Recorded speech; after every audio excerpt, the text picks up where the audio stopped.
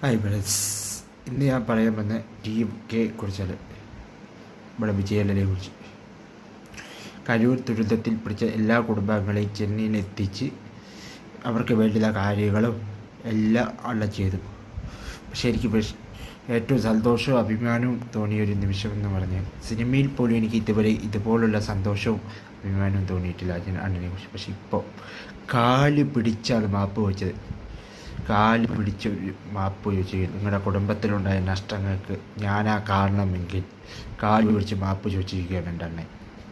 ഇതുപോലെ കാല് പിടിച്ച് മാപ്പ് ചോദിക്കുന്ന ഒരു നേതാവിനെ നിങ്ങൾക്ക് ആർക്കെങ്കിലും കാണിച്ചു തരാൻ പറ്റുമോ?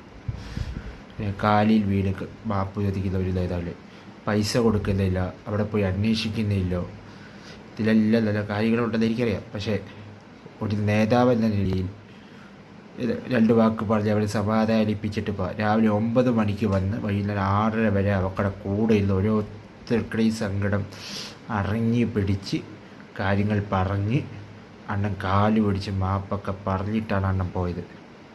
ഇത്രയും അണ്ണൻ എന്തിൻ്റെ കുറവുണ്ടായിട്ടാൽ സിനിമയിൽ നിന്നാൽ ഇപ്പോൾ ഇതിനേക്കാളും വലിയ പൈസകളുണ്ടാക്കാം. ഫാൻസ് ഉണ്ട്, കൂടെ കട്ടയ്ക്ക് നിൽക്കുന്ന ഫാൻസുകാരുണ്ട്, അച്ഛൻ, അമ്മ, ഭാര്യ, മക്കൾ എല്ലാവരും ഉണ്ട്. എന്തിന് തമിഴ്നാട് മക്കൾക്ക് വേണ്ടി ഇറങ്ങി വന്നത്, എന്തിനു വേണ്ടി വന്നു? അവരെ സ്നേഹിക്കുന്നതുകൊണ്ടല്ലേ ഇങ്ങനെ വന്നത്. അപ്പോൾ ഇതിനെ പറ്റി നിങ്ങൾക്ക് എന്താണ് പറയാനുള്ളത്?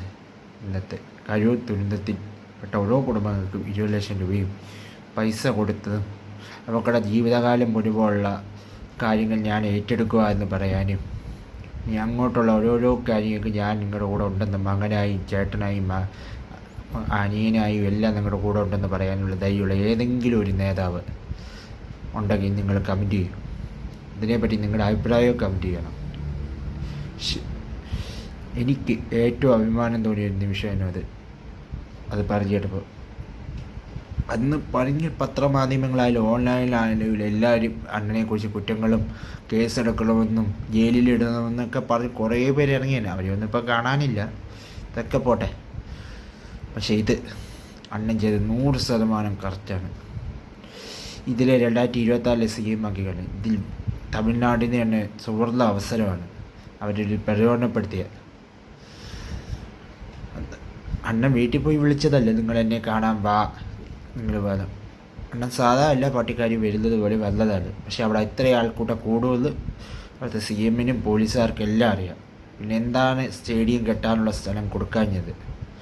എന്താണ് സ്റ്റേഡിയം കെട്ടാൻ സ്ഥലം കൊടുക്കാതെ കുറച്ചുള്ള സ്ഥലങ്ങൾ കൊടുത്തത്?